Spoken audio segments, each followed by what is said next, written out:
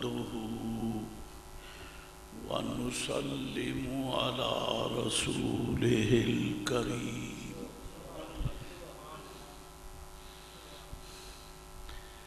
وعلى آله وأصحابه وأهل بيته وذريته أجمعين. أما بعد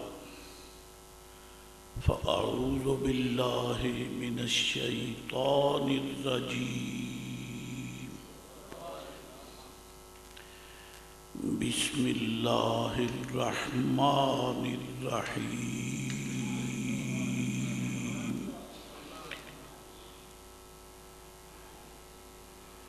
ولله العزة ولرسوله وللمؤمنين ولكن المنافقين لا يعلمون. صدق الله مولانا العظيم وصدق رسوله النبي الكريم الأمين. الصلاة والسلام عليك يا سيدي يا رسول الله.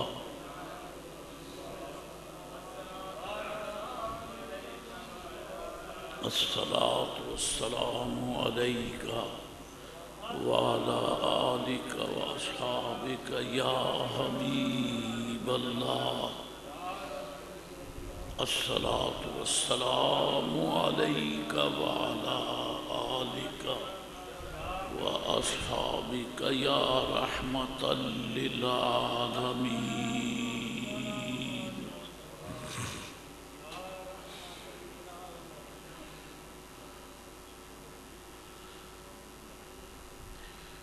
حکومت وقت کی طرف سے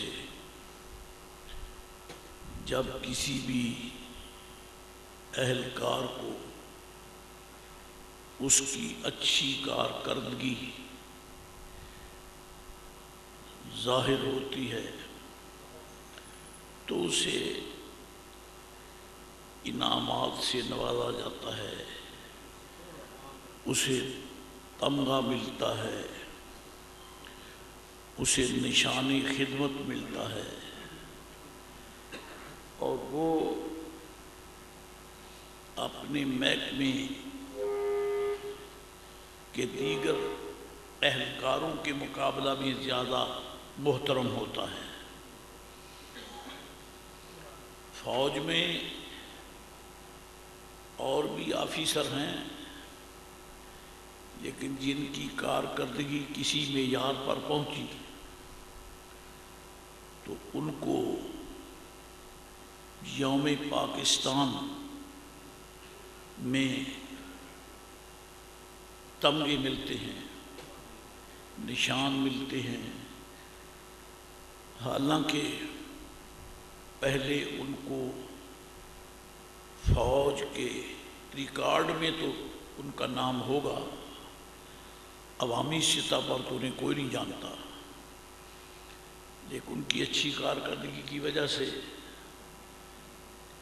جب ان کو کوئی نشان، کوئی تمغہ، کوئی اسپیشل انعام ملتا ہے تو پھر ان کا اعلان بھی ہوتا ہے، پریس میں ان کا نام بھی آتا ہے، میڈیا والے بھی اس کا اعلان کرتے ہیں اور دنیا کو پتہ چلتا ہے۔ حضرات گرامی، ایمان والے جو ہیں یہ یوں سمجھ لیں کہ نبی کریم رؤوف الرحیم علیہ السلام جو سلطان کونین ہیں، جو مالک دارین ہیں، جو شرق و غرب اور شمال و جنوب کے رسول اور نبی ہیں، اور یہ کائنات، یہ سارا جہان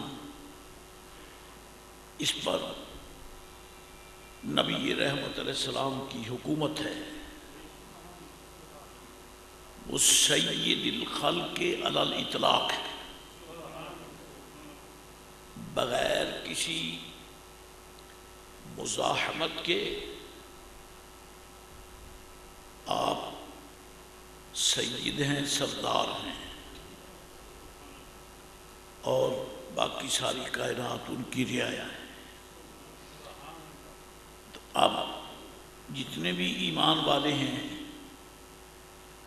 وہ حضور کے اہلکار ہیں، ایمان والے سرکار علیہ السلام کے اہلکار ہیں، اور قرآن شریف نے ان کو سپیشل لقب سے نوازا ہے، خطاب سے نوازا ہے، یا ایھا الذین آمنوا، اے ایمان والو۔ اور یہ خطاب صرف نبی رحمت علیہ السلام کے غلاموں کے لیے ہے۔ اب درجہ ایمان میں فرق ہو جاتا ہے، کوئی ایمان کے اعلیٰ مرتبے پہ فائز ہوتے ہیں۔ آپ کی تشریف لانے کے بعد نبوت کا دروازہ تو بند ہے، اب کوئی نبی آئے گا نہ رسول پیدا نہیں ہوگا۔ حضرت عیسیٰ علیہ السلام آسمان سے اتریں گے، پیدا نہیں ہوں گے، پیدا وہ بہت پہلے ہو چکے۔ تو کوئی نبی، کوئی رسول نبی پاک علیہ السلام کے آنے کے بعد دنیا میں پیدا نہیں ہوگا۔ تو اب جس کو بھی جہان ایمان میں عہدہ ملتا ہے وہ اہلکار ہے، وہ ایمان کے جس مرتبے پہ فائز ہوگا اس کو اسی قدر نعمتوں سے نوازا جاتا ہے۔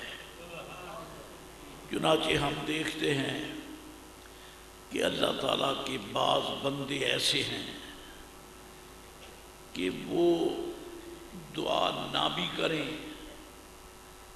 اللہ کریم انہیں بے مانگے عطا فرما دیتا ہے، اور مانگنے والا تو کبھی محروم رہتا ہی نہیں۔ جو بھی اللہ تعالیٰ کی دربار میں مانگتا ہے یعنی دعا کرتا ہے وہ محروم نہیں رہتا، اس کو نوازا جاتا ہے۔ اور ہم دیکھتے ہیں بعض مرتبہ کہ ہم نے آپ نے دعا مانگی، فوری طور پر وہ اس کی قبولیت کا اظہار نہیں ہوا، تو یہ کیا بات ہے؟ جبکہ قرآن شریف فرماتا ہے، اللہ تعالیٰ نے ارشاد فرمایا ادعونی استجب لکم، تم میری بارگاہ میں دعا کرو میں قبول کروں گا۔ اور یہ اللہ تعالیٰ کا وعدہ سچا ہے، برحق ہے، اس کا وعدہ غلط نہیں ہے بلکہ بالکل سچا وعدہ ہے۔ تو جب ہم یہ دیکھتے ہیں کہ دعا تو کی مگر بظاہر قبول نہیں ہوئی، تو رازدار رب العالمین صاحب اسرار ذات حق، جن کے سامنے سب اسرار واضح ہیں، منکشف ہیں، جن کی نگاہ کرم دور دور تک پہنچتی ہے، اور وہاں تک پہنچتی ہے جہاں سمت کا بھی کوئی تعلق نہیں ہے، جہت کا بھی کوئی تعلق نہیں ہے، جہاں کسی نقطے کا بھی کوئی تعلق نہیں ہے، ان کی نگاہ وہاں تک پہنچتی ہے۔ کون؟ ہمارے آقا و مولا نبی کریم رؤوف الرحیم علیہ السلام، آپ نے قدرت کے اس راز کو امت پہ کھول دیا ہے کہ یہ مت نہ کہو کہ دعا قبول نہیں ہوئی۔ جب اس نے دعا مانگنے کی توفیق دی ہے تو قبول ہوئی ہے، اور جنہیں قبولیت کا شرف حاصل نہیں وہ دعا مانگتے ہی نہیں۔ ان کا مذہب ہے کہ دعا نہ مانگو، حالانکہ یہ ایسی بے وزن اور بے جوڑ بات ہے۔ یہ کیا حقیقت ہے اور کیا ایمان ہے کہ مسلمان ہونے، کافر جو ہے وہ تو خدا سے نہیں مانگتا، وہ بت پرست ہے، آتش پرست ہے، وہ شجر پرست ہے، وہ عناصر پرست ہے، ستاروں کو اور سورج چاند کو پوجتا ہے۔ وہ تو خدا تعالیٰ سے نہیں مانگتا کیونکہ وہ مانتا نہیں۔ اب ایک شخص وہ ماننے کا دعویٰ بھی کرتا ہے اور یا ایھا الذین آمنوا کے دامن میں بھی اپنے آپ کو سمجھتا ہے، اور پھر وہ دعا نہ مانگے تو یہی بات بے وزن ہے، غیر مناسب ہے، لا یعقل ہے، یعنی بے وقوفوں والی بات ہے۔ یہ میں نے ذرا نرم لفظ استعمال کیے ہیں۔ اللہ تعالیٰ سے مانگنے والوں کو روکنا ایمان کے خلاف ہے، کیونکہ قرآن شریف نے جو جب فرما دیا کہ ادعونی استجب لکم، میری بارگاہ میں دعا کرو میں قبول کروں گا، اور مطلقاً فرما دیا ہے، تو دعا تو مانگنی چاہیے۔ اور جو دعا نہیں مانگتا وہ اپنے آپ کو ایمان والا کیسے کہلاتا ہے؟ چھوڑیے ان کو، میں دعا مانگنے والے کی بات کرتا ہوں کہ رہ گیا یہ مسئلہ کہ دعا کرتے ہیں لیکن قبولیت نہیں ہوتی، یہ نتیجہ جو نکالتے ہیں یہ غلط ہے۔ قبولیت ہوتی ہے، یہ ضروری نہیں کہ ہمیں سمجھ آ جائے، یہ ضروری نہیں کہ ہمیں سمجھ آ جائے۔ قبولیت ہے، جب بھی کوئی دعا کرتا ہے مسلمان اس کی دعا مانی جاتی ہے۔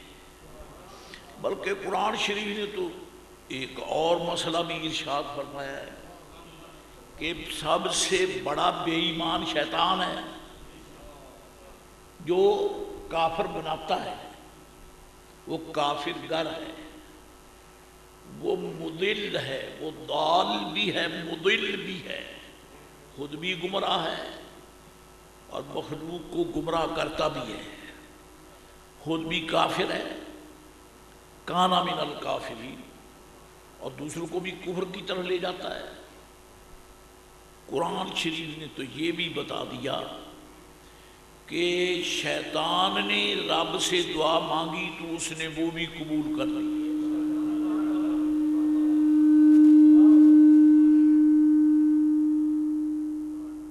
مشہور واقعہ ہے کہ جب وہ مردود مطرود ہوا تو اس نے رب کریم سے یہ کہا، اور کہنے میں بھی عاجزی نہیں بلکہ سرکشی، دعا بھی مانگتا ہے بے ایمان، سرکشی بھی کرتا ہے، منت، سماجت، عاجزی، تواضع، انکسار ہرگز نہیں۔ رب کریم کو پہلے سنا دیتا ہے کہ فَبِمَا أَغْوَيْتَنِي، تو نے مجھے گمراہ کیا ہے۔ دیکھنے کیسا بے ایمان ہے، اللہ تعالیٰ کے سامنے کھڑے ہو کے اس کے دربار میں کہتا ہے تو نے مجھے گمراہ کیا ہے۔ یہ تو رب تعالیٰ کا حلم ہے، اس کی بردباری ہے۔ فرمایا تو کیا کہنا چاہتا ہے؟ کہتا ہے میں یہ کہتا ہوں کہ چلو گمراہ تو نے مجھے کر دیا، اب مجھے قیامت تک موت نہ آئے، میں تو کیا کرے گا، اتنی لمبی مدت کیوں مانگتا ہے؟ اللہ تعالیٰ جانتا تو ہے یہ اس کا ارادہ کیا ہے، لیکن اس سے پوچھا، ہمیں سنایا تاکہ ہمیں پتہ چلے کہ ہمارا دشمن کون ہے، دشمن کون ہے۔ چنانچہ فرمایا کہ تو کس لیے اتنی لمبی عمر مانگتا ہے؟ کہتا ہے لَأُغْوِيَنَّهُمْ أَجْمَعِينَ فَبِمَا أَغْوَيْتَنِي، ایک مقام پر کہ چونکہ تو نے مجھے گمراہ کیا ہے، دوسرے مقام پر کہتا ہے لَأُغْوِيَنَّهُمْ أَجْمَعِينَ، میں ان سب کو گمراہ کروں گا۔ اس ارادے سے اس نے اللہ تعالیٰ سے دعا مانگی، اور رب کریم بے نیاز ہے، سینے میں دھڑکتا ہوا پتھر نہیں رکھتے ہیں، آپ دل رکھتے ہیں۔ آپ سوچیں اور غور فرمائیں کہ اتنا بڑا دشمن، گستاخ، مستکبر، متکبر، سرکش، طاغی، باغی، کھلے عام کہتا ہے کہ تو نے مجھے گمراہ کیا ہے اور میں تیرے بندوں کو گمراہ کروں گا، مجھے چھٹی دے دے۔ کب تک؟ قیامت کے آنے تک، مجھے موت نہ آئے۔ فرمایا جا تجھے چھٹی ہے، انکا من المنظرین، تجھے چھٹی ہے۔ صرف تھوڑی سی ترمیم کر دی کہ بڑا چلاک بنتا ہے بے ایمان رب تعالیٰ کے سامنے، کہتا ہے کہ مجھے قیامت آنے تک موت نہ آئے۔ اس کا مطلب یہ ہے کہ جب قیامت آئے گی تو موت ویسے ہی ختم ہو جائے گی۔ اس کا معنی یہ کہ مجھے موت آئے ہی نہیں، حالانکہ موت کا اطلاق نہ ہونا یہ اللہ کی شان ہے۔ اللہ موت سے پاک ہے، وہ اس پر موت کا اطلاق نہیں، وہ موت وارد کرنے والا ہے۔ وہ میت نہیں ہے بلکہ ممیت ہے، وہ موت قبول کرنے والا نہیں ہے بلکہ موت دینے والا ہے۔ پیچیدہ سا مسئلہ ہے، ذرا توجہ رہے گی، اور ذرا اون کو تھوڑا سا ایک طرف کر دیں۔ ماشاءاللہ بڑے حوصلے سے آئے ہیں اور اچھے بھلے لگتے ہیں، چلیے جو آ تو جاتے ہیں ابتدائی لمحات میں۔ اللہ تعالیٰ کچھ سچ کہنے کی توفیق عطا فرمائے۔ تو فرمایا، اس نے کہا کہ مجھے قیامت تک موت نہ آئے، مطلب یہ تھا کہ موت آئے ہی نہیں، تاکہ قیامت میں یہ تو کہہ سکوں کہ مرا تو ویسے ہی نہیں، یعنی جہنم رسید تو ہو گئی صحیح، تو میں یہ تو کہہ دوں گا نہ رب کو موت آئی نہ مجھے آئی، یہ تو کہوں گا نہ رب کو موت آئی نہ مجھے آئی، تو میں خدا کا شریک بن کے لوگوں کے سامنے کھڑا ہو جاؤں گا۔ اور رب ہے، وہ جانتا ہے کہ اس بے ایمان کی نیت کیا ہے۔ فرمایا انکا من المنظرین الی یوم الوقت المعلوم، قیامت آنے تک تجھے ڈھیل نہیں ہے بلکہ ایک مقرر وقت تک ہے جو میرے علم میں ہے، جلدی میں موت تجھے نہیں آئے گی۔ اور وہ یہی ہے کہ جب اسرافیل علیہ السلام سور پھونکیں گے تو تجھے موت آ جائے گی، تجھے موت آئے گی، یعنی موت سے بچ سکتا نہیں، مرے گا ضروری ہے، یہ مرے گا ضرور۔ میں صرف بات تھوڑی سی لمبی ہوگی، کہنا یہ چاہتا ہوں کہ اس کی بات مانی گئی یا نہیں مانی گئی؟ اس نے کہا تھا مجھے ڈھیل دے دے، انذرنی، ڈھیل دے دے، جلدی نہ پکڑ۔ فرمایا ٹھیک ہے، تجھے نہیں پکڑیں گے، جلدی پکڑنا ہے لیکن جلدی نہیں پکڑنا، چل تیری مانی گئی، تیری مان لیتے ہیں کہ جلدی نہیں پکڑیں گے۔ اور یہاں بعض دلوں میں مخمصہ رہ جاتا ہے کہ جب گمراہ کرنے والوں کو ڈھیل ہی دے دی تو پھر گناہ گاروں کو سزا کیوں ہے؟ شیطان بڑا بے ایمان ہے، ادھر چھٹی لے لی، ادھر پھونک مار دی، ادھر چھٹی لے لی، ادھر پھونک مار دی کہ میں تو گمراہ کروں گا، میں نے کہا ہے اور آپ نے کہا تو یہ چھٹی ہے۔ اب اگر وہ میں گمراہ کروں گا اور تم گمراہ ہو کر مرو گے تو خدا تمہیں سزا دے گا، تو سزا کیوں دے گا جب خود ہی تو چھٹی بھی نہ دیتا؟ بڑا حیران کن مسئلہ ہے، معمولی نہیں ہے، لیکن قسم بخدا اہل اللہ کے قدم تھامنے والے کے سامنے یہ کوئی شے ہی نہیں ہے، اس کا مرتبہ ہی کچھ نہیں ہے، اس کا مقام ہی کچھ، یہ مسئلہ ہے ہی کچھ نہیں۔ کہتا میں گمراہ کروں گا، ایک وقت مقرر تک مجھے موت نہ آئے، فرما ٹھیک ہے چھٹی ہے۔ اس میں محترم اللہ نے شیطان کی عزت نہیں بنائی بلکہ اس کو جوتے کھانے کا موقع دیا ہے۔ مارے گا کون؟ مارے گا کون اور سزا کون دیتے ہیں؟ حکومتی اہلکار، حکومتی اہلکار ہی سزا دیتے ہیں نا۔ تو فرمایا ٹھیک ہے تجھے چھٹی ہے، گمراہ کر، باغی ہو جا، بغاوت کرا، لیکن میں نے بھی وہ اپنے اہلکار تیار کروں گا جو تجھے ہر دور میں جوتے لگائیں گے۔ ان عبادی لیس لک علیہم سلطان، بے شک میرے بندوں پر تیرا کوئی قبضہ نہیں ہے۔ لگاؤ زور، جو کچھ کر سکتا کر۔ انک من المنظرین۔ اور یہاں اکابر نے ایک بڑی عظیم بات لکھی ہے، علامہ عبد الرحمن سفوری رحمۃ اللہ علیہ، جو محدث بھی ہیں، مفسر بھی ہیں اور سیرت نگار بھی ہیں اور صوفی بھی ہیں، صوفیاء میں سے بھی ہیں۔ وہ نقل کرتے ہیں اپنی کتاب میں کہ آپ اللہ کریم نے فرمایا تو کیا کرے گا؟ اس نے کہا مولا کروں گا کیا، میں ان کو گمراہ کروں گا، گھیر کے ماروں گا، ان کو گھیر کے ماروں گا۔ کیسے؟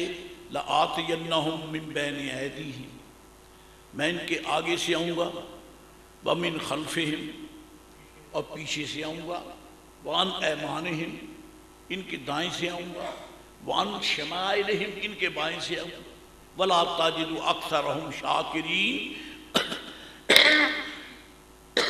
اور تیرے بندوں میں سے میں بہتوں کو تجھ سے پھیر لوں گا۔ اگر تو نے مجھے نکالا ہے نا تو تیرے پاس آنے والوں کو بھی میں روکنے میں پورے جتن لگاؤں گا، تیرے پاس بھی کوئی نہ آئے۔ مجھے تو کہہ دیا نا نکل جاؤ، تو میں تیرے بندوں سے کہوں گا مت جاؤ، مت جاؤ۔ تو نے مجھے روک دیا جنت میں جانے سے، میں روک دوں گا مسجد میں جانے سے۔ حیرانی کی بات تو نہیں ہے، بات تو سیدھی ہے۔ تو نے مجھے روک دیا جنت جانے سے اور مجھے پیاسا مارے گا، تو میں بھی تیرے بندوں کو تیری رحمت کے جناب متلاطم دریا جو کہ تیرا گھر ہے اس میں آنے سے میں ان کو روک دوں گا، نہیں آنے دوں گا، پورے جتن لگا دوں گا۔ اس نے اپنا جو دل میں تھے بات کو سامنے کر دی۔ فرماؤ بے وقوف کہیں کہ خدا کے مقابلے میں تیرا کیا مقام ہے؟ تو نے چاروں سمتیں قابو کر لی ہیں، آگے سے بھی، پیچھے سے بھی، دائیں سے بھی، بائیں سے بھی، یہی ہے نا؟ یہی ہے۔ تو ہمیں تو بھول گیا ہے، سمتیں چار نہیں ہیں، 6 ہیں۔ سمتیں 4 نہیں ہیں، 6 ہیں۔ 4 تو نے قابو کر لی تو 2 رہ گئی میری، 2 میری رہ گئی۔ کون سی؟ ایک اوپر کی سمت اور ایک نیچے کی سمت۔ حملہ کرنے کے لیے تیرے 4 دروازے اور بچانے کے لیے میرے 2 دروازے ہیں۔ اگرچہ نمبر کے حوالے سے، تعداد اور کاؤنٹنگ کے حوالے سے 2 کے مقابلہ میں 4 زیادہ ہی ہے، لیکن تیرے چاروں دروازوں کا میرے 2 کے مقابلے میں کوئی وس چلے گا ہی نہیں۔ کیوں؟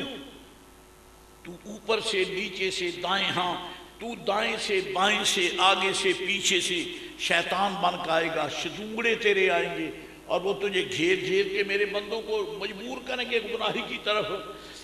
میں بھی سپیشل فورس تیار کروں گا جو 2 سمتوں سے آئے گی۔ فَإِذَا وَضَعَ جَبْهَتُهُ عَلَى الْأَرْضِ وَرَفَعَ يَدَيْهِ إِلَى السَّمَاءِ،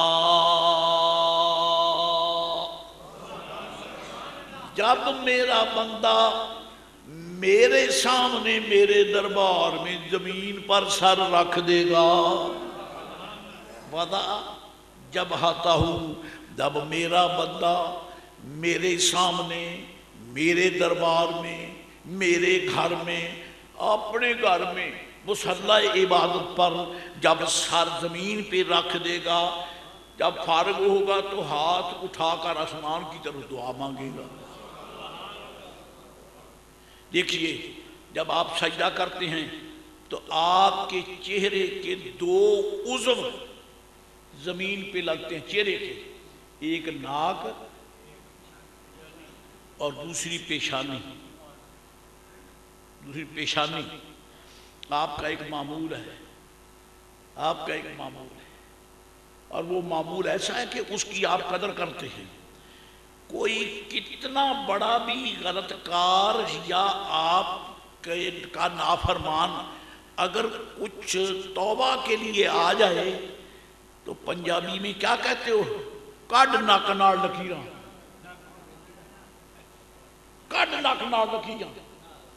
وہ ناک رگڑتا ہے، زمین پر ناک رگڑتا ہے، اور اللہ فرماتا ہے میرے بندے میرے بارگاہ میں آئیں گے، ناک بھی رگڑیں گے، پیشانی بھی زمین پہ رکھیں گے،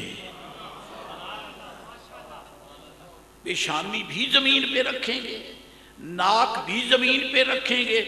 تو بڑے جتن کر کے جو انہیں گمراہ کرے گا میں ان 2 سمتوں میں سے آنے والوں کو معاف کر دوں، میں معاف کر دوں۔ میرے دوستو بزرگوارو، اب یہاں یہ بات قابل توجہ ہے کہ اندازہ فرمائیں سجدہ کتنی عظیم نعمت ہے اللہ تعالیٰ کی بارگاہ میں، کتنی عظیم نعمت ہے۔ چنانچہ شیطان بڑا خبیث ہے، یہ حضور کے امتیوں کو پہلے تو مسجد میں آنے نہیں دیتا، اور آ ہی گئے تو پھر نماز میں وسوسے ڈالتا ہے۔ اذکر قضا، اذکر قضا، جو بات اب تک یاد نہیں آتی وہ نماز میں کھڑے ہونے پر یاد آ جاتا ہے۔ چنانچہ امام اعظم ابو حنیفہ رضی اللہ تعالیٰ کا واقعہ ہے کتابوں میں، ایک شخص آپ کی خدمت میں حاضرہ، کہنے لگا جناب اب وہ مسئلہ لے کر تو علماء کے پاس گئے، ان کو بیوقوف کہیں کہ کوئی مسئلہ ہو تو بیان کریں، مسئلہ کیا ہے؟ کہتا جی میں اس وقت یہ سیب نہیں، سیف، پیسے سونا چاندی رکھنے والے حفاظتی بکس جو بینکوں والوں کے پاس ہوتے ہیں، یا آپ کے پاس جو بڑے بڑے وزنی صندوق ہوتے ہیں، سیف ہوتے ہیں، آپ اس میں پیسے رکھ دیتے ہیں۔ اس وقت وہ تو نہیں تھے، لوگ زمین میں دفن کرتے تھے، اس نے زمین میں وہ کچھ دفن کر دیا اور پھر اسے بھول گیا کہ کہاں رکھا ہے۔ 1 ماہ گزرا، 15 دن گزرے، 1.5 ماہ گزرا، جتنا بھی گزرا، اب اسے یاد نہیں آتا کہ میں نے رکھا کہاں ہے۔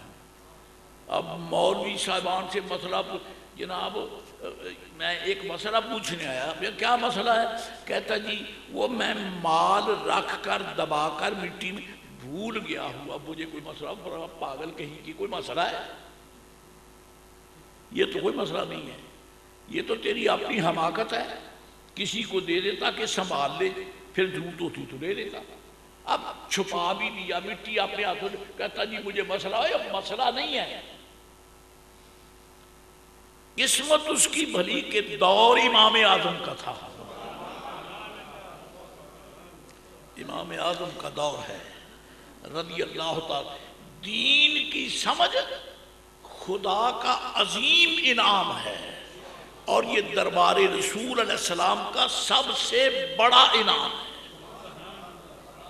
جسے حضور مانگ مانگ کر لیتے ہیں، عرض کی مولا ابن عباس کو دین کی سمجھ عطا کر دے،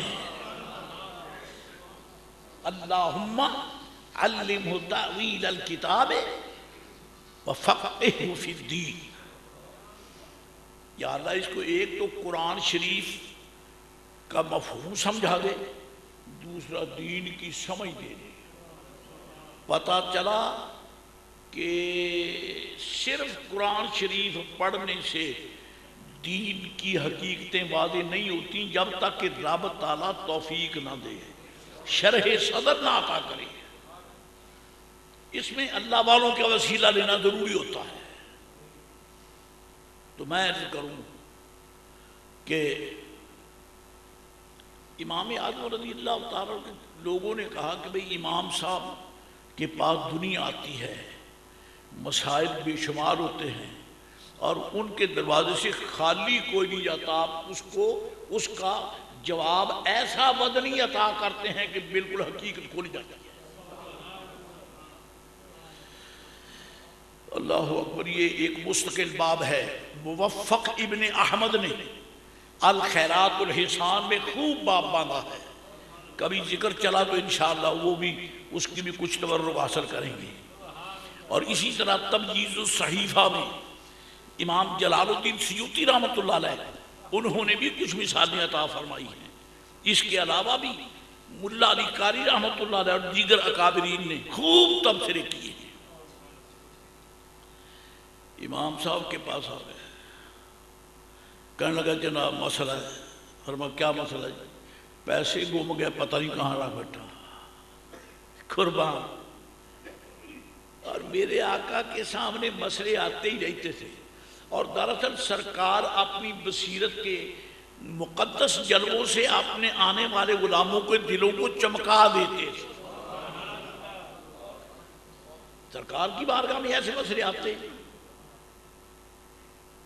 بدر کے قیدیوں کو جب فیصلہ ہو گیا، بدر کے قیدی کفار جو 70 تھے کہ فدیہ ادا کرو، سرکار نے فدیہ مقرر کیا، یہ قیدی اتنا فدیہ دے، اتنا دے، اتنا دے، ان پر یہ یوں سمجھو کہ شرعی ٹیکس رکھ دیا، اگر تم یہ فدیہ دو گے تو ہم تمہیں چھوڑ دیں گے۔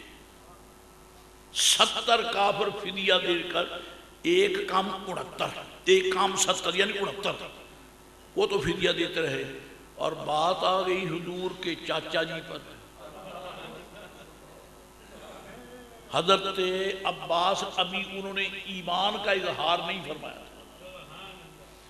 اس پر جو امام حلبی نے باپ باندھا ہے، محبت کی دنیا میں جھنڈے گاڑ دیے۔ فرماتے ہیں کہ حضرت عباس رضی اللہ تعالیٰ عنہ معاذ اللہ کفر پہ نہیں تھے، لیکن رہے مکہ معظمہ میں، اس لیے یہ ان کی ایک سیاسی حکمت عملی تھی، وہ یہ کہ کفار جو بھی حضور کے خلاف قدم اٹھانے کا فیصلہ کرتے، یہ حضور تک ان کی وہ بات پہنچا دیتے تھے۔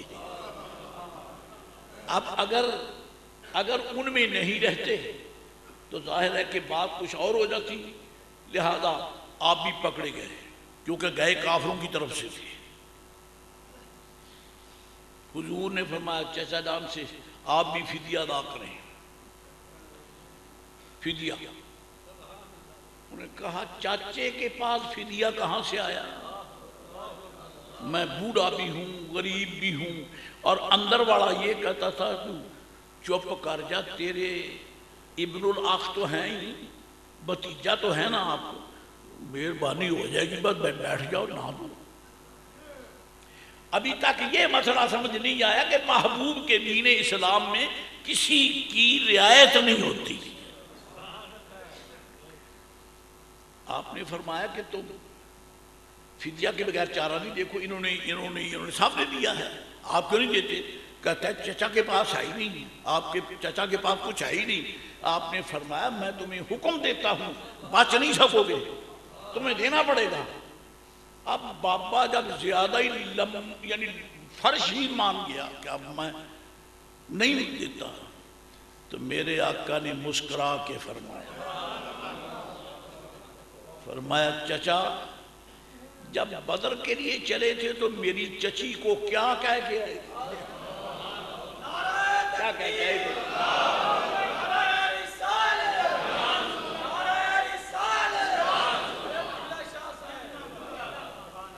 اب پکڑے گئے. دل نے کہا عباس اب تو چھپا نہیں سکتا. فرمایا بتاؤ ام الفضل سے تم نے کیا کہا؟ یہ کہا تھا کہ یہ ڈیوڑی ہے, ڈیوڑی کے اس گوشے میں ایک برتن میں نے دفن کیا ہوا, اس میں ہے سونا چاندی.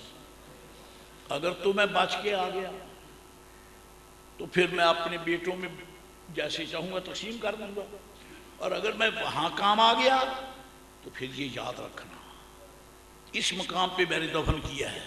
میرے آقا نے فرمایا وہ جڑا برتن ہوتے دابکیاں ہیں وہ کھا نہیں رکھے ہیں,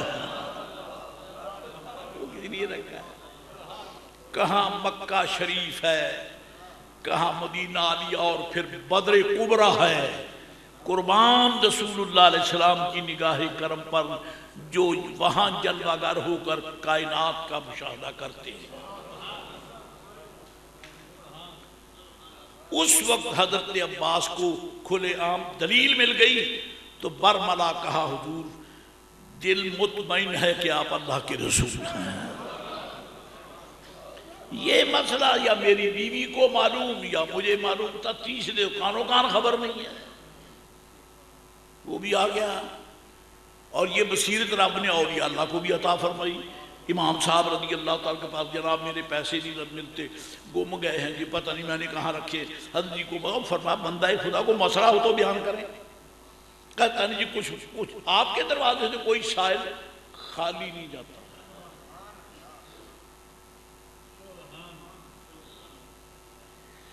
ایک مسئلہ ہو ہی جائے, آپ کے کسی پڑوسی کے ہاں چوری ہو گئی, اور چور بھی بڑا بغیرت تھا, چور بھی اور اچکا بھی. کہنے کا جب اس نے چوری کی تو گھر والے نے تو پہچان لیا. کہتا میں تجھے قتل کر دوں گا اگر تو نے کسی کو میرا نام بتایا. میرے سامنے قسم کھا اگر تو کسی کو بتائے کہ فلاں نے چوری کی, پھر بھی اپنی بیوی کے لیے 3 طلاقوں کی قسم کھا. اور اگر تو اشارہ کرے میری طرف, پھر بھی قسم کھا کہ اگر میں اشارہ کروں تو پھر بھی میری بیوی کو طلاق. اور اگر میں اشارہ بھی نہ کروں ایسے کرو, جب تو گزرے تو میں آنکھ سے اشارہ کر, جب میں گزروں تو آنکھ سے اشارہ کر کے کہے کہ یہ ہے, پھر بھی تیری بیوی کو طلاق. کھا قسم. سارے رستے بند کر دیے. وہ قسم کھا بیٹھا بیچارہ, مرتا تھا, مرتا کیا نہ کرتا. وہ مڈی بھی گئی, پیسے بھی گئی, سونا بھی, چاندی بھی, اور قسم اب اگر بتاتا ہے تو عورت بھی گئی. امام صاحب کے پاس آ گیا, کہنے لگا جناب میرے ساتھ تو یہ واردات ہوئی ہے, چور میں جانتا ہوں, اگر میں آپ کو بتاؤں تو پھر میری بیوی گئی, اگر میں اشارہ کروں تو بھی گئی, اگر میں آنکھ کا اشارہ کروں پھر بھی گئی. لکھ کر دوں تو پھر بھی گئی، لکھ کر دوں تو پھر بھی قسم ہے، میں کیا کروں؟ فرما بس یہی بات ہے، یہی ہے۔ فرما اچھا ایسا کر، نماز فجر کے وقت مؤذن کو کہنا کہ وقت پر اذان دے اور سب نمازیوں کو بلا لینا، میں بھی وہاں جاؤں گا، مسئلہ حل کریں گے۔ اور خدا کی قدرت، چور بھی ہے اور نمازی بھی ہے۔ چور بھی کئی قسموں کے ہوتے ہیں نا، چور بھی ہیں اور نمازی بھی ہیں۔ آپ کہیں گے یہ کیسے ہو سکتا ہے؟ تاجر بستر من پھیرنے کی نہیں، چور نہیں تھے اور کی نہیں، چور بھی ہیں۔ اور دوسرے چور تو سونا چاندی لوٹتے ہیں، یہ تمہارا ایمان لوٹتے ہیں، ایمان لوٹتے ہیں۔ یہ چور ہیں، ڈاکو ہیں، ڈکیت ہیں، ان سے پرہیز کرو، کیونکہ چوروں کا لوٹا ہوا مال مزدوری کر کے اور مل سکتا ہے، لیکن اگر ایمان برباد ہو گیا تو پھر ختم ہو گیا کام۔ ان ظالموں سے بچو، یہ ڈکیت ہیں، یہ رسول اللہ علیہ السلام کے گستاخ اور بے ادب ہیں۔ تو صبح کی اذان ہوئی، فرمایا سارے نمازیوں کو ان سے کہنا تیرے آگے سے گزارے۔ کہتا جو نماز پڑھتا ہے، فرمایا وہ بھی ہوگا، تو ایسا کرنا ان سے کہنا کہ ہر نمازی کو تمہارے آگے سے گزارے۔ تو نے یہی کہا ہے نا کہ میں نے بتانا نہیں ہے، اگر بتائے گا تو طلاق۔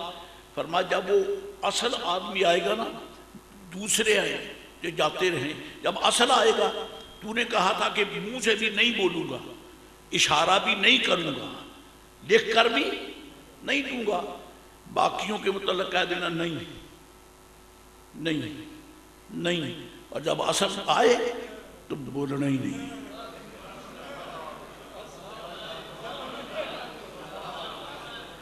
بول رہی نہیں، آنکھ نہ چبکارا بھی نہ ماری، تے لکھ کے بھی نہ دے لی، تے زبان بھی نہ کھولی، وہ جدو اگیوں دی ننگ جا چپ کر کے بہ رہی۔ اور جب پہلے راز بتا دیا تھا، جب وہ آیا تو پہلے تو بولا نہیں، نہ کچھ اشارہ کیا، اور قریب سے گزر گیا، آرام سے کھڑا ہے، ساتھیوں کو پتہ چل گیا کہ چور یہی ہے۔ بیوی بھی بچ گئی، مال بھی مل گیا۔ یہ حضرت امام کی بصیرت ہے، بصیرت ہے۔ اللہ اکبر۔ امام اعظم رضی اللہ تعالی عنہ کی بصیرت روحانیہ، ایمانیہ اور فقہ فی الدین کا ذکر خیر چلا ہے تو ایک اور ہو جائے۔ بغداد شریف، کیونکہ آپ کا رسال بغداد شریف میں ہوا ہے، بغداد شریف میں آپ تشریف فرما ہیں۔ ایک سید صاحب تھے، سید صاحب، ان کا بیٹا فوت ہو گیا، ہاشمی صاحب، اور نوجوان بیٹا اللہ معاف کرے، اور ماؤں کے دلوں پر جو صدمہ ہوتا ہے، پناہ بخدا۔ خدا کی قدرت ہے کہ جب جنازہ اٹھا تو شہر کے بڑے بڑے فقہا، ابن ابی اوفا، حضرت سفیان ثوری، بڑے بڑے جسٹس، حکومت کے اہلکار، وہ بھی جنازے میں ساتھ ہیں، امام صاحب بھی ساتھ ہیں۔ جنازے کے لیے چلے، جیسے جنازہ باہر نکلا تو اس کی ماں جو تھی صدمے سے گھبرا کر اور انڈر پریشر ہو کر بے تابانہ ننگے منہ باہر نکل آئی، چیخ داڑ، رونا مرنا۔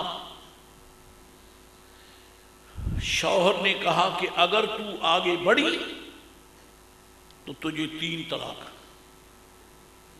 تو نے میری عزت کو خراب کیا، تو جانتی نہیں کہ تو کس خاندان کی بیٹی ہے؟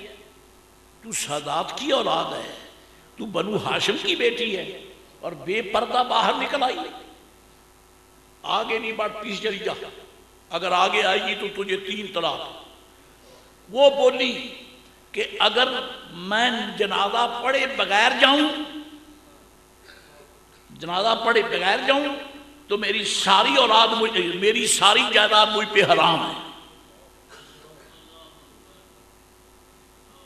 اور جب کشمکش ہے، محدثین فقہا موجود ہیں، حضرت جی یہ کیا ہوا، کدھر جائیں، اب کیا بنا؟ اب انہوں نے کہا جی اب کیا ہو سکتا ہے، یا بیوی جو ہے وہ حرام ہوگی، یا بیوی پہ اس کا سارا مکان بھی اور جائیداد سب کچھ حرام ہوگی، اس کے بغیر تو چارہ نہیں ہے۔ جو کہ وہ کہتی ہے میں نے جانا ہی نہیں، میں جنازہ پڑھ کے مروں گی، اور جنازہ قبرستان میں ہوگا تو وہاں جائے گی، تو انہوں نے تو قسم کھائی آگے آئی تو تجھے طلاق ہے۔ امام صاحب خاموشی سے سنتے رہے۔ جب سارے اپنا فیصلہ دے چکے تو سامنے کہا بابا جی چپ کھڑے ہیں، آپ بھی تو کچھ فرما دیں۔ فرما مسئلے کے پلے کچھ ہو تو بتاؤں، بس میں تو ہے ہی کچھ نہیں، آپ تو پریشان ہو گئے ہو، اس کا گھر بھی اجاڑ رہے ہو، اس پہ کام کاج بھی حرام کر رہے ہو۔ کہ جناب اس کا جواب کیا ہے؟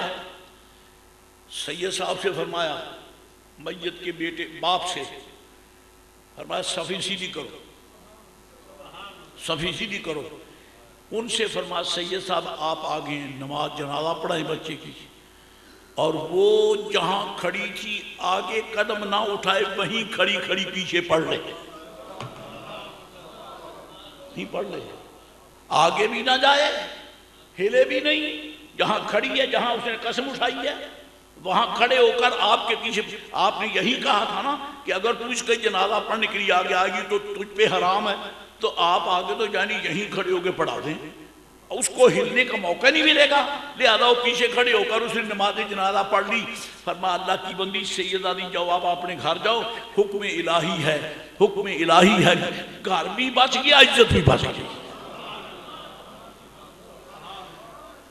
افمن شرح اللہ صدرہ للاسلام فہو علی نور من ربہ، اللہ تعالیٰ فرماتا ہے جس کا سینہ میں اسلام کے لیے کھول دوں اس کے اندر میں چراغ روشن کرتا ہوں۔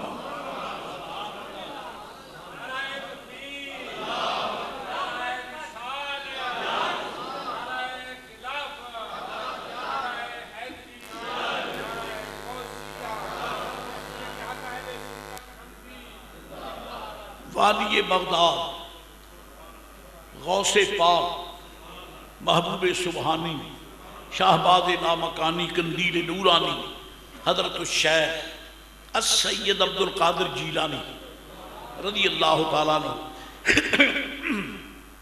اپنے مدرسہ میں بیٹھے ہیں، تشریف فرما ہیں، وہاں بھی ایک مسئلہ پیش ہو گیا،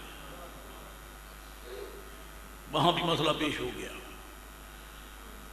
مسئلہ دور حضرت کا تھا اور بات کوئی غیر شرعی نہیں تھی۔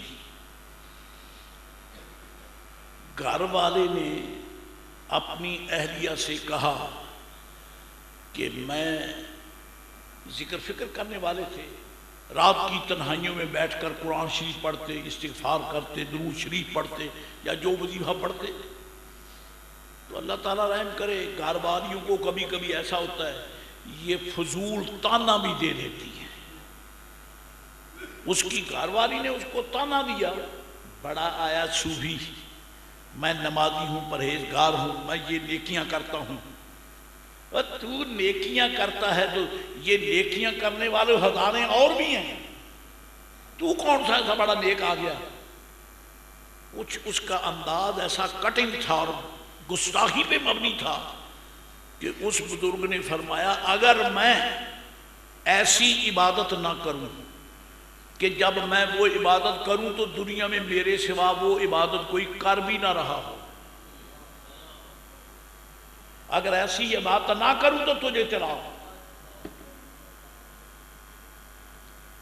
اپنے بچوں سے ایک بطور نصیحت بات کر لوں،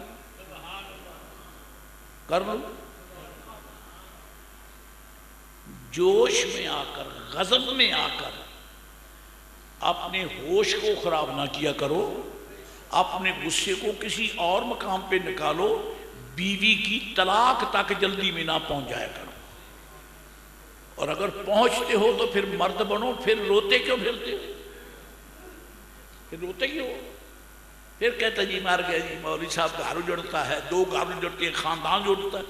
تیرے خاندان کو کوئی دیکھے کہ رسول پاک کی شریعت کو دیکھے؟ جب رسول کریم علیہ السلام نے فرمایا کہ ابغض الحلال الی اللہ الطلاق، حلال چیزوں میں سب سے بری شے جو ہے وہ طلاق ہے، کیونکہ اس سے گھر اجڑتے ہیں۔ حوصلہ ہے، میرے آقا نے اس کا علاج دیا ہے غصے کا، بھئی غصے میں طلاق آتی ہے اور کچھ نہیں جاتا کہتا جی چھوڑ نے غصے جان کے کہتا ہے کہ اور عید والے دن عید کر دیا کہنا سی۔ طلاق غصے کا ہی شاخسانہ ہے، یہ غصے کا ریجی ایکشن رد عمل ہے، بات یہ غصے سے نکل گئی۔ میرے آقا نے اس غصے کا بھی علاج عطا فرمایا ہے۔ کیا عطا فرمایا ہے؟ آج جو اصل عرب ہیں مدینہ عالیہ میں، ان کے پاس اس کا بہترین علاج ہے۔ اب شاید وہ بھول نہ گئے ہوں تو، لیکن جو اصل ہیں وہ تو یاد رکھتے ہیں۔ اگر 2 آدمیوں میں جھگڑا ہوتا نا جی، 2 آدمیوں میں، تو ہم تو کیا کرتے ہیں، اس کو پکڑے یار چھاٹ پڑے، اس کو پکڑے جاگی کر تو، وہ اور زیادہ بفرتے ہیں۔ جب ان کو روکنے والے روکتے ہیں تو اور زیادہ بفرتے ہیں، اب پر میں یہ کر رہا، پیچھے ہٹ جاؤ، میں یہ کر رہا۔ مدینہ پاک کے لوگ جب 2 جھگڑنے لگے، ان کو پکڑ کر کھینچتے نہیں بلکہ کہتے صلو علی الحبیب، صلو علی الحبیب، اور حبیب پاک پہ درود و سلام پڑھو، سلام پڑھو۔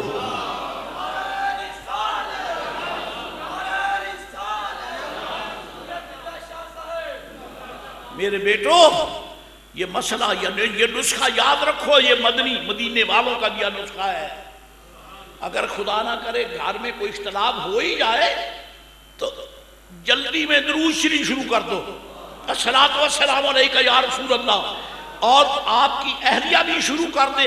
جس گھر میں غصے کی آگ برس رہی تھی وہاں رحمت کی برسات شروع ہو جائے گی۔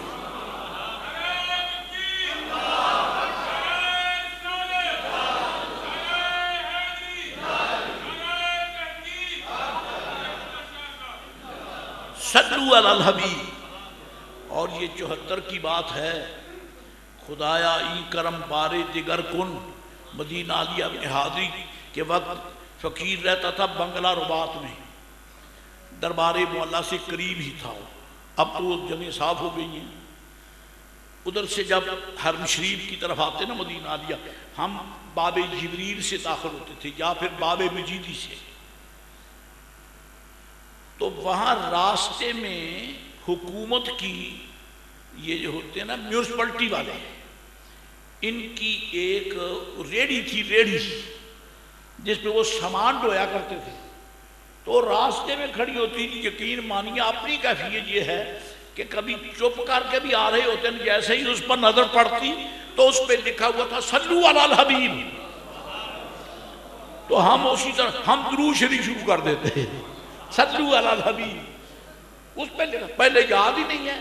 اللہ مسئلہ ہے، مسئلہ شرعی ہے، میں بیان بھی کرتا، لیکن اس کو یاد نہیں، کسی خیال میں یار مدینہ عالیہ کے در و دیوار کو دیکھنا بھی تو بڑا حسین ہے۔ صلی علی الحبیب فرماتے ہیں کہ ایک تو یہ علاج ہے غصے کا، غصہ آئے تو بھوکے باولے کتے کی طرح ایک دوسرے کو کھانے نہ دوڑو، حوصلہ کرو۔ جس زبان سے طلاق کا بم چلانا ہے اس زبان سے درود و سلام پڑھو،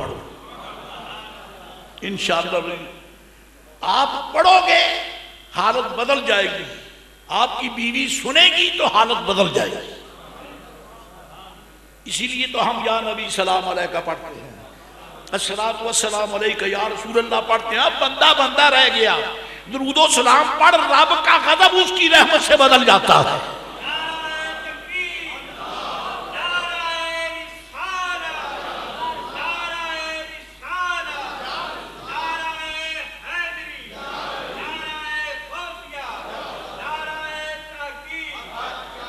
حضرات گرامی، ایک اور مسئلہ بھی ہے سرکار نے فرمایا جس کو غصہ آئے نا بہت، اگر وہ کھڑا ہے تو بیٹھ جائے، آزماؤ، بہت غصہ آ جائے کبھی تو بیٹھ جاؤ، آپ کے جسم کی کیفیت بدلے گی تو انشاءاللہ دل کا غضب بھی بدل جائے گا۔ اور اگر بیٹھے بیٹھے غصہ آ گیا تو لیٹ جاؤ۔ اس میں کیا راز ہے؟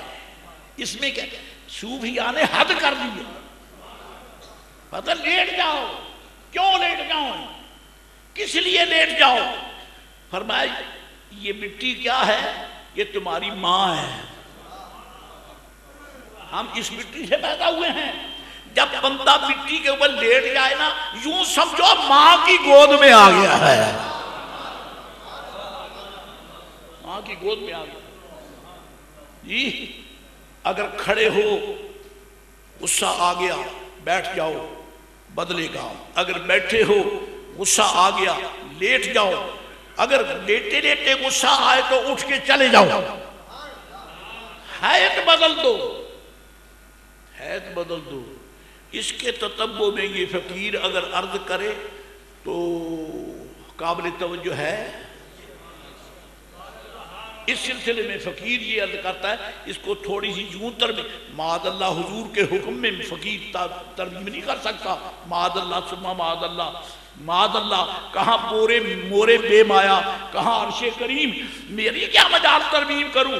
صرف یہ کہہ دو کہ اٹھ کر جاؤ گے ہی صحیح نا، اٹھ کر جاؤ گے ہی صحیح نا، تو اٹھتے ہی مسجد میں آ کے درود و سلام شروع کر دو، خیر ہو جائے گی۔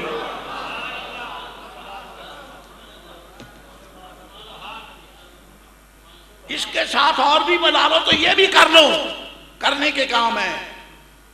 اگر آپ سے غلطی ہوئی ہے کسی سے اور آپ غضب میں ہیں، مارنے لگے ہیں کسی کو، اہلیہ کو اگر پیٹنے لگے ہیں، مارنے لگے ہیں، تو صوفیاء فرماتے ہیں تھوڑی سی توجہ ادھر کر لو۔ کیا کہ اگر یہ کسی کی بیٹی، اس کی زندگی تیرے پلے بندی ہے تو تیری بیٹی کی بھی زندگی تو کسی کے پلے کے ساتھ ہے، پھر تو اس کو نہ دیکھا اپنی بیٹی کو دیکھا۔ جذبہ بدلے گا کہ نہیں بدلے گا؟ بدلے گا یا نہیں بدلے گا؟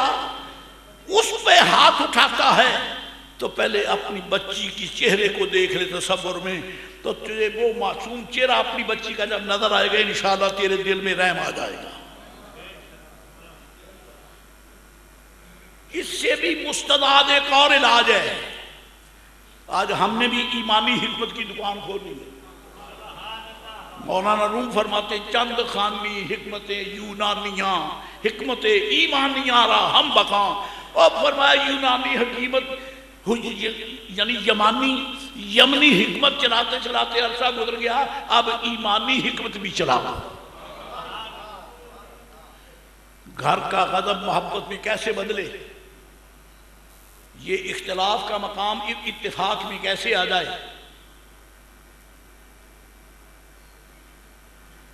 اللہ تعالیٰ نے قرآن شریف میں فرمایا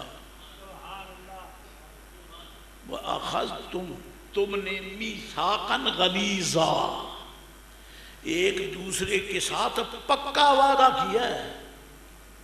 میاں بیوی نے ایک دوسرے کے ساتھ بولو کیا کلمہ شریف پڑھا کہ نہیں پڑھا؟ تو اب اگر اس کو چھوڑنا چاہتا ہے، اس کو ڈسکنیکٹ کرنا چاہتا ہے تو ہوش کر، اور تو نے کلمہ پڑھ کے اس کے ساتھ عہد کیا ہے، اس نے کلمہ پڑھ کے تیرے ساتھ عہد کیا ہے، اب اگر کلمے کے عہد کو توڑتا ہے تو ایمان کی خیر منا،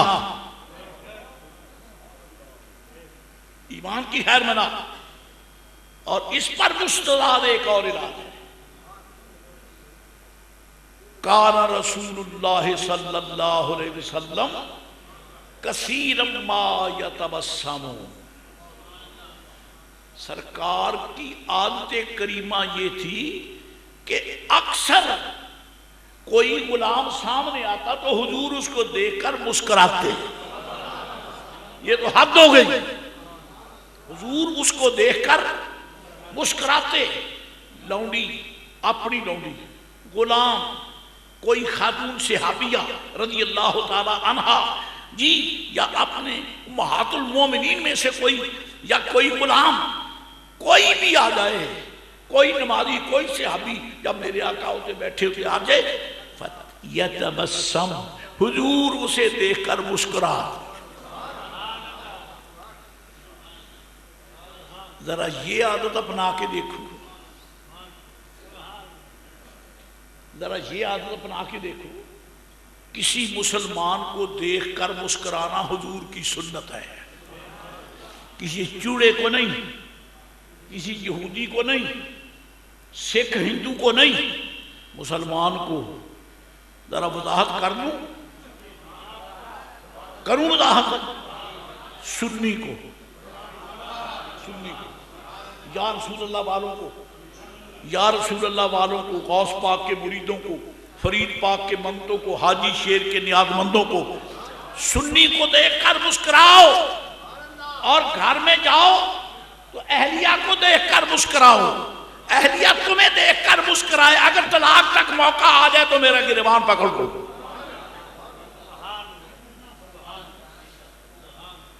یہ نسخہ اس حکیم پاک کا جس کو رب نے پڑھا کر بھیجا ہے۔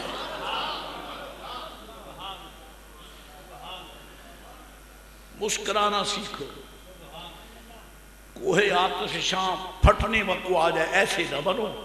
تمہاری جوانی کا جوش یہ تو نہیں ہے نا کہ کسی شریف زادی کی زندگی کو آگ میں جھونک دو، یہ کون سی عزت ہے، یہ کون سا وقار ہے کہ ایک خاندان نے کئی خاندانوں کے گھر کی سکون کو آگ لگا دو۔ جوانی ہے یہ بات، جوانی جو تھی تیری جوانی جوانی نہیں ہے، یہ خدا کا قہر ہے۔ جوانی وہ ہے جس پہ مصطفیٰ کی سنت کا سایہ ہے۔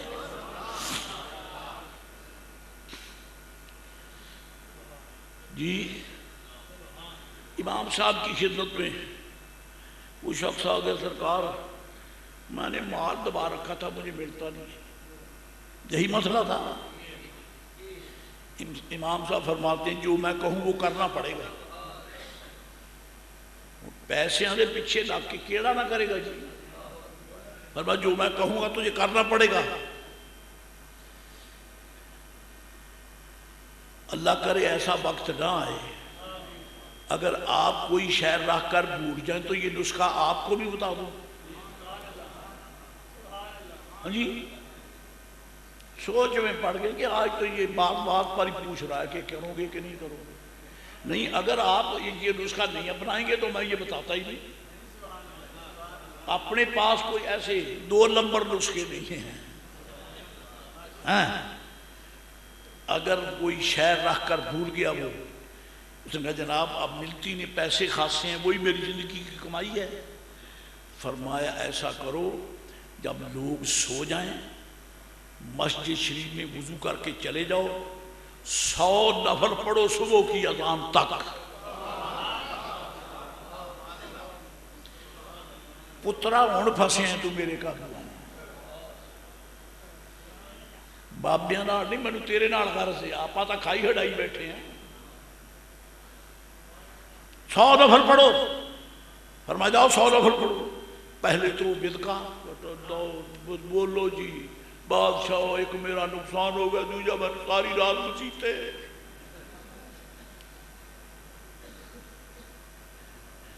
ساری رات مسیتے۔ فرمایا جاؤ پھر نہ پڑھو، میرے پاس تو یہی نسخہ ہے، اگر شاید یاد نہ آئے تو میرا گریبان پکڑ لینا۔ جب حضرت نے اس اعتبار سے کہا تو اب حوصلہ ہو گیا، کہنے لگا مسلمانوں کا امام ہے اور کبھی غلط بیانی نہیں فرماتا، سچ ہی تو کہتا ہے، سچ ہی تو فرماتے ہیں۔ فرمایا جاؤ وضو کر کے عشاء کی نماز پڑھنے کے بعد 100 نفل پڑھنا۔ چنانچہ یہ مجھے پتہ نہیں کہ وہ پہلے عشاء کی نماز پڑھتا تھا یا نہیں، واللہ عالم بالصواب۔ مسجد میں آ گیا وضو کر کے، اہلیہ نے کہا خیر ہے آج تو ماشاءاللہ تیاری ہو رہی ہے کہ نماز پڑھیں گے، پہلے تو کبھی تیاری نہیں، بس آج نماز کا خیال ہے، غلطیاں ہو گئیں اللہ معاف کرے، آج نماز پڑھوں گا۔ اور انتظار نہ کرنا میں فجر کی نماز پڑھ کے ہی آؤں گا. یہ میری انڈرسٹینڈنگ ہے. ٹھیک ہے, چلا گیا, نماز شروع کر دی, 2 نفل, 4 نفل, پھر 2 6, پھر 2 8, پھر 2 10, 12, 14, 16, 18, 20. یہ نہیں پتا کتنے پڑے. جب کھڑا تھا, اوہو فلانی تھا تے پیسے لپے سی. وہ کرمالے نے رکعت بھی پوری نہیں کی تھی, بچے چھڑ کے نٹ گیا.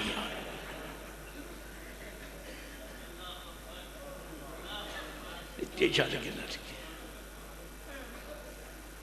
اور پھر حضرت سے جا کے میں کہا حضور اللہ آپ کو جزائے خیر دے, اللہ جزائے خیر, آپ نے بڑا قیمتی نسخہ بیان کیا اور میری شے مل گئی. فرمایا کتنی نفل پڑے؟ کتنے؟ یہاں آ کے اٹک گیا. میں کہے نفل پڑے؟ کہندہ جی 18 بھی تا یا پڑھے ہی چیتا آ گیا. تو پھر فرمایا 100 پورا کیتا؟ نہیں, نیچے چھاڑ کے چلے گیا. فرمایا اے کاش تو نے فقیر مصطفیٰ علیہ السلام کی حکم کی تعمیل میں اگر تو نے 100 نفل پورا کیا ہوتا تو آج پیسوں کے بجائے تجھے کچھ اور بھی مل جاتا. اور اللہ کی نعمت مل جاتا.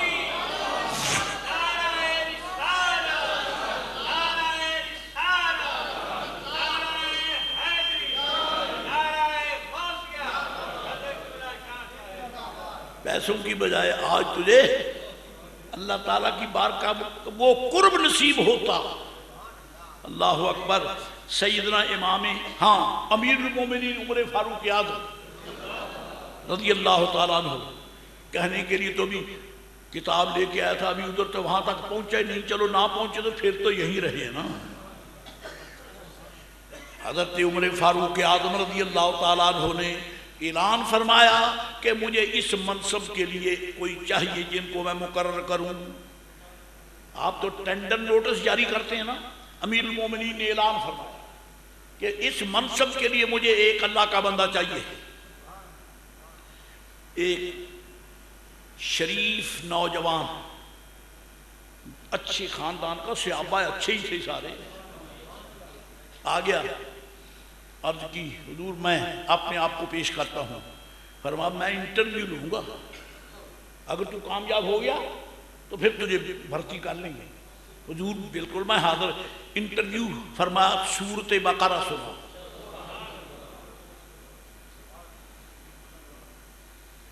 اس نے کہا جناب یہ تو مجھے نہیں آتی. تو فرمایا پھر میرا منصبدار وہ نہیں ہو سکتا جو حضور کے قرآن شریف سے خالی ہو. اور آپ نے 8 سال مسلسل 8 سال کی یعنی کہ عرصے میں سورۃ بقرہ پڑھی عمر فاروق نے. 8 سال میں مکمل سورۃ بقرہ پڑھی جو 2.25 پاروں کے قریب ہے. 2.5 پارے تو نہیں ہیں, کم ہے سورۃ بقرہ. اور جس دن سورۃ بقرہ پڑھی آپ نے صحابہ کرام کی عام دعوت کی, اونٹ ذبح کر کے مدینہ لیا کے لوگوں کو کھلایا. فرمایا سورۃ فاتحہ آتی ہے؟ حضور آتی تو نہیں ہے. فرمایا اچھا ایسا کرو جاؤ پڑھنا شروع کر دو. سرکار کے کسی بھی صحابی رضی اللہ تعالیٰ عنہ سے پڑھا کرو, جس دن تو سورۃ بقرہ پڑھ لے میرے پاس آ جانا. قربان. اور یارو منصب داری کے بہانے جکڑ کر قرآن کے سامنے کھڑا کر دیا. قرآن سی پڑھ کے آؤ, سورۃ بقرہ پڑھ کے آؤ. چنانچہ وہ نوجوان چلا گیا. 1 سال 2 سال 3 سال گزر گیا ہے. ایک دن بازار میں چلتے ہوئے امیر المومنین کو مل گیا, کیونکہ حضرت مدینہ عالیہ کے بازار میں صرف اس لیے جاتے تھے کہ کوئی دکاندار تول میں کمی تو نہیں کرتا, کوئی دکاندار کو لوٹنے والا گاہک کو کمی بیشی تو نہیں کرتا, کوئی جھوٹ بول کر سودا تو نہیں بیچتا, وغیرہ ذالک کا کمی بیشی تو نہیں. ایک دن گئے, ڈھیر لگا ہوا تھا, جنس کا اس کے اندر آسمان، جب نکالا تو اوپر جنس اور ہے نیچے اور ہے۔ میرے آقا علیہ السلام نے فرمایا من غشنا فلیس منا، جس نے ہمیں دھوکہ دیا ہے وہ میرا ہے ہی نہیں۔ دکھاؤ 1 نمبر بیچو 2 نمبر، نبی پاک فرماتے ہیں وہ تو دھوکہ کھا گیا، لیکن تو دیکھ تیرا کتنا نقصان ہے۔ تو باپ کا بیٹا رہے گا، ماں کا بیٹا رہے گا، لیکن نبی پاک کا غلام نہیں رہ سکتا۔ آپ جا رہے ہیں، جاتے جاتے دیکھا وہ نوجوان سامنے آ گیا، تو آپ نے آواز دی ایھا الغلام تعال الیہ، ارے بیٹے ادھر آؤ، آ گئے۔ اور عرب کے لوگ بھی، ان کی بولی مجھے بڑی پسند ہے عربیوں کی۔ جب میں عربیوں کا نام لیتا ہوں تو اس سے مراد نجدی نہیں، اصل عرب۔ وہ جب ظاہر ہے کہ ہر کسی کا نام تو نہیں آتا، تو جب وہ ایک دوسرے کو آواز دیتے نا کہ نام تو نہیں آتا تو کیا کہتے؟ عبد اللہ، عبد اللہ، سمجھ آئی؟ عبد اللہ، او اللہ کے بندے، یا تو یہ کہتے عبد اللہ، اگر یہ نہیں تو کہتے محمد۔ اب کون ہے جو اپنے کو محمد نہیں کہلاتا؟ جی نام کا نام بھی لے لیا، آواز کی آواز بھی دے دی، زبان بھی پاک ہو گئی۔ عبد اللہ محمد صلی اللہ علیہ نبی الامی۔ جب کسی کو دوسرے کو محمد کہیں گے پھر درود شریف نہیں پڑھیں گے۔ کسی کا نام محمد ہو تو پھر اس کا نام لے کر درود شریف نہیں پڑھیں گے، درود شریف پڑھیں گے جب حضور کا نام، کیونکہ اللہ کریم نے حضور پر درود شریف کے لیے فرمایا۔ بلایا، آ گیا، السلام علیکم وعلیکم، امیر المومنین کو جھک کر سلام کیا، فرمایا بیٹے میں انتظار میں رہ گیا، تیرے لیے سیٹ رکھی ہوئی ہے، تو آیا ہی نہیں، تو آیا ہی نہیں، میں نے تیرے لیے سیٹ رکھی ہوئی ہے، دیر لگا دی، بندہ خدا، مجھے تو مخمصے میں ڈال دیا۔ میں نے تمہیں کہا تھا کہ سورۃ بقرہ یاد کر لو، آ جاؤ، یاد کیا کہ نہیں؟ علی کی حضور کر لی ہے، کر لی ہے۔ تو فرمایا پھر آیا کیوں نہیں؟ عرض کی حضور سورۃ بقرہ کے پردے میں آپ نے مجھے اتنی دولت دے دیا، اب مجھے اس منصب کی ضرورت ہی نہیں ہے۔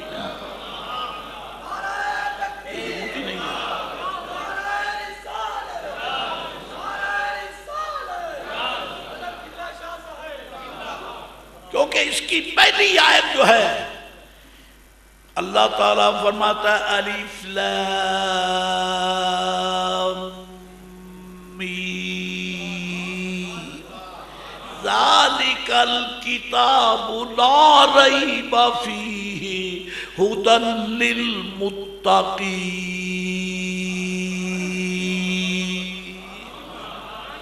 رب فرماتا ہے او ایمان والو، یہ مقدس کتاب ذالک الکتاب، ذالکہ کا معنی وہ، ذالکہ کا معنی وہ، نہ تو آپ تو قرآن پاک سامنے رکھ کے پڑھتے ہیں، وہ کیسے؟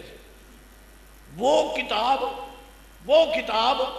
لا ریب فیہ، اس کا غیروں نے بھی ترجمہ کیا، سنیوں کے پیر نے بھی ترجمہ کیا۔ غیر ترجمہ کرتے ہیں کہ وہ کتاب، اس میں کوئی شک نہیں، لفظوں کا ترجمہ تو ہے لیکن حقیقت قرآن بیان نہیں کر سکے۔ وہ کتاب، وہ تو دور کو کہتے ہیں، اور قرآن شی تو تیرے حضرت جی قرآن پاک آپ پڑھ رہے ہیں یا الماری میں رکھا ہے، ٹھیک ہے، سیف میں رکھا ہے، پردے میں رکھا ہے، غلاف میں لپیٹ کے رکھا ہے، کیا کہتے ہیں؟ وہ کتاب، آپ تو گھر میں بھی ہم نہیں ڈالا تو وہ کیسے ہوئے؟ اعلیٰ حضرت نے اس کا ترجمہ کیا ہے ذالک الکتاب، وہ بلند مرتبہ کتاب، وہ بلند مرتبہ کتاب۔ قرآن شریف اپنے وجود مسعود میں تو تمہارے پاس ہے، وہ نہیں ہے، دور نہیں ہے، لیکن وہ کا صیغہ اس لیے بولا کہ وہ بلند مرتبہ کتاب۔ اتنے بلند مقام کی کتاب ہے جہاں تمہاری سوچیں بھی نہیں پہنچ سکتی. کتنی اونچی کتاب ہے. بل ہوا قرآن مجید فی لوح محفوظ. 7 آسمان نیچے، لوح محفوظ اوپر، لوح محفوظ کے اندر قرآن. اور اب وہ قرآن گھر گھر میں موجود. یہ کون لایا؟ یہ محمد عربی لائے ہیں، یہ حضور لائے ہیں.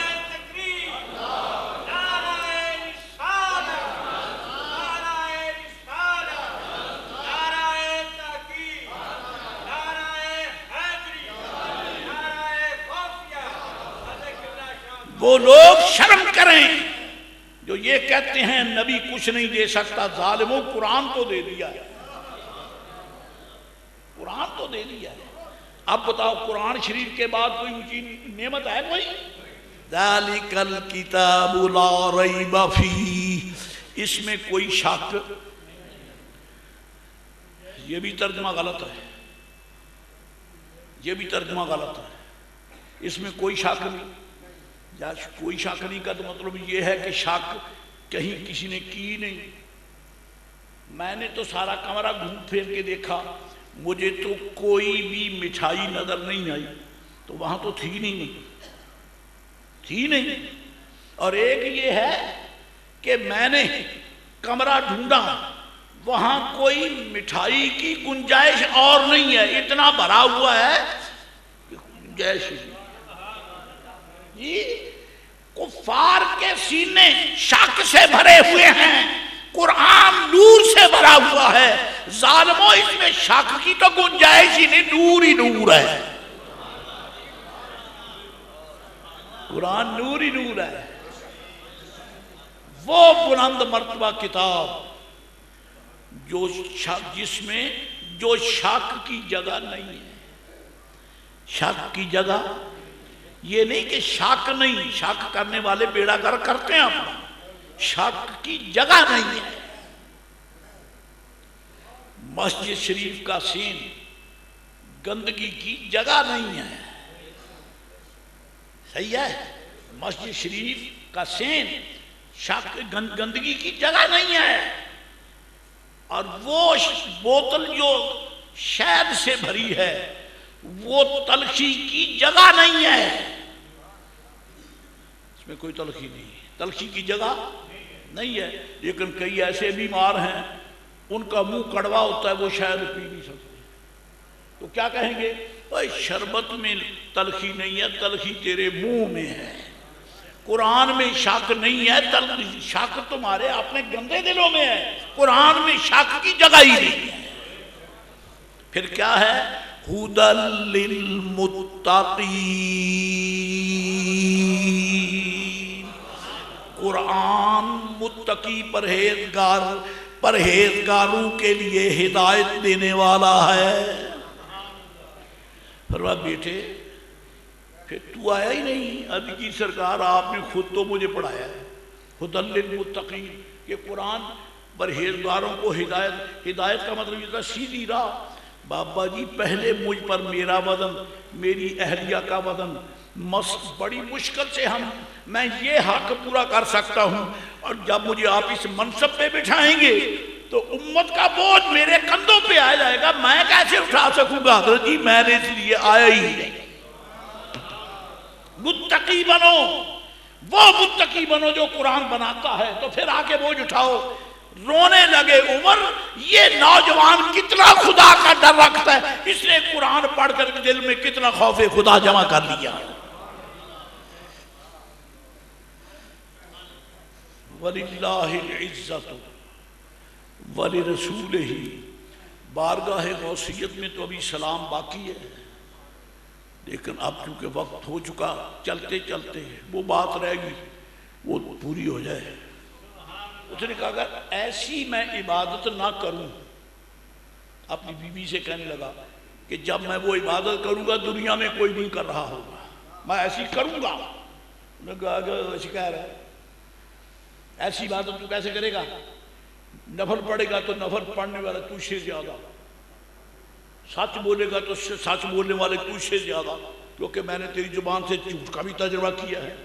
اگر تو عمرہ کرے گا تو عمرے کرنے والے تجھ سے بھی زیادہ، اگر تو یتیم پروری کرتا ہے تو تجھ سے زیادہ یتیم پالنے والے تجھ سے زیادہ۔ تو کون سی نیکی کرے گا؟ تو نے یہ جو کہہ دیا کہ ایسی نیکی کروں گا کوئی دنیا میں کوئی وہ اس وقت کر نہیں کر سکتا، وہ بھی غضب میں آ کہتا اگر میں ایسی عبادت نہ کروں تو تجھے طلاق، ایسی عبادت کروں کہ جب میں کروں گا تو وہ کوئی وہ عبادت دنیا میں نہ کر رہا ہوگا۔ لیجئے جناب، بڑے بڑے فقہا، بڑے بڑے صلحاء، بڑے بڑے اہل اللہ کے دروازے کھٹکھٹائے، کیا کروں؟ فرمایا اجڑ گیا گھر تیرا، بات کو کرتے ہو پہلے سوچ لینا چاہیے یہ کیا تماشا ہے، کہاں عبادت کہاں طلاق، مذاق بنا رکھا تم نے الٹی جھڑکیاں۔ کسی نے کہا یہ مسئلہ سید بادشاہ کے ہاں حل ہوگا، یہ شہزادہ رسول کے ہاں حل ہوگا، یہ غوث پاک کی بارگاہ میں عبد القادر جیلانی کے مدرسے لے جاؤ وہ حل کریں گے۔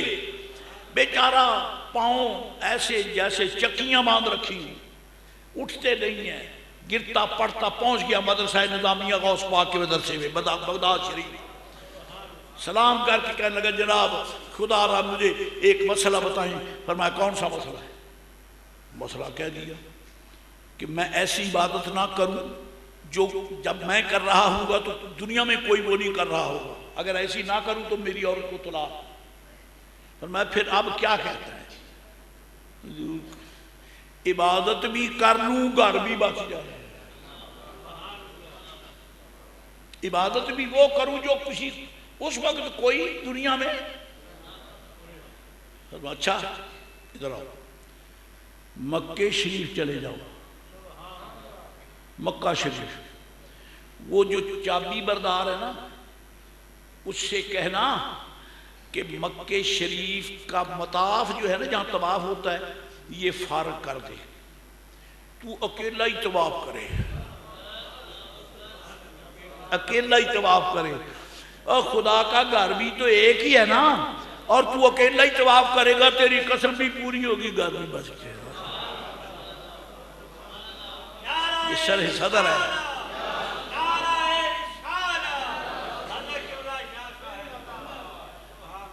سیدی والی بغداد فرماتے ہیں رب کریم کی ہر نعمت حضور کی شریعت میں ہے، شریعت کی پابندی کرو، اس کے بغیر تمہیں خدا کی بارگاہ تک رسائی نہیں ہو سکتی۔ شریعت پاک حسن مصطفیٰ کے جلوے، جب اس کو اپناؤ گے تو اللہ تعالیٰ محبوب کے جلوہ ہائے حسن کا صدقہ تم پہ اپنی رحمتیں فرمائے گا۔ ابھی گفتگو باقی ہے۔ وآخر دعوانا الحمدللہ رب العالمین۔